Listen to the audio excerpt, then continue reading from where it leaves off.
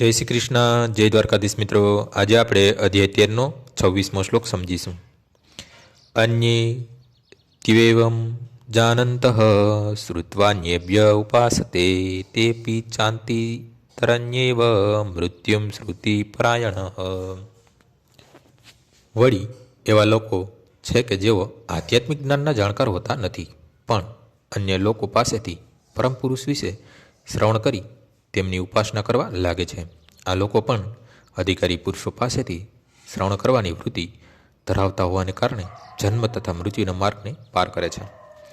આ શ્લોક ખાસ કરીને આધુનિક સમાજને લાગુ થાય છે, કારણ કે આધુનિક સમાજમાં આધ્યાત્મિક વિષયોની કેળવણી આપવામાં આવતી નથી.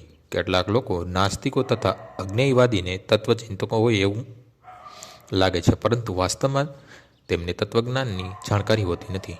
સામાન્ય મનુષ્યની વાત કરીએ તો જો તે પુણ્યાત્મા હશે તો તેના માટે પણ શ્રવણ દ્વારા પ્રગતિ સાધવાની તક છે. આ શ્રવણ કરવાની પ્રક્રિયા બહુ જ મહત્વપૂર્ણ છે. આધુનિક જગત માટે કૃષ્ણ ભાવનામૃતનો પ્રચાર કરનાર ભગવાન ચૈતન્ય આ શ્રવણ પદ્ધતિ ઉપર અતિશય ભાર મૂક્યો છે, કારણ કે જો સામાન્ય મનુષ્ય પ્રમાણભૂત સ્ત્રોત પાસેથી શ્રવણ કરે તો તે પ્રગતિ કરી શકે છે. ખાસ કરીને શ્રી ચૈતન્ય મહાપ્રભુના મતાનુસાર જો મનુષ્ય હરે કૃષ્ણ કૃષ્ણ કૃષ્ણ હરે હરે, હરે રામ રામ રામ હરે હરે આ દિવ્ય ધ્વનિનું શ્રવણ કરે તો તે અવશ્ય પ્રગતિ કરે છે. માટે જ કહેવામાં આવ્યું છે કે દરેક મનુષ્ય આત્મજ્ઞાની પુરુષો પાસેથી સંકીર્તન શ્રવણનો લાભ લેવો જોઈએ અને ધીરે ધીરે પ્રત્યેક વસ્તુને સમજવા માટે સમર્થ બનવું જોઈએ.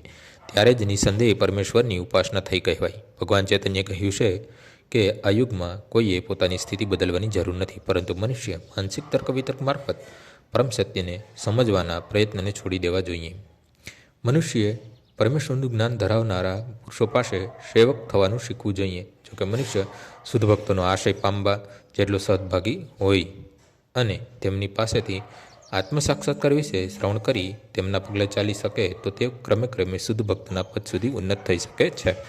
આ શ્લોકમાં શ્રવણ પદ્ધતિને ખાસ કરીને અનુરોધ કરવામાં આવ્યો છે અને તે સર્વથા ઉચિત જ છે.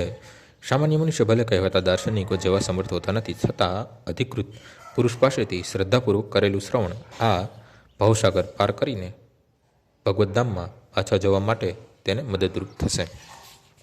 આજનો શ્લોક અહીં પૂર્ણ થાય છે. આવતીકાલે ફરીથી સવારે 6 વાગ્યે મળીશું. જય શ્રી કૃષ્ણ.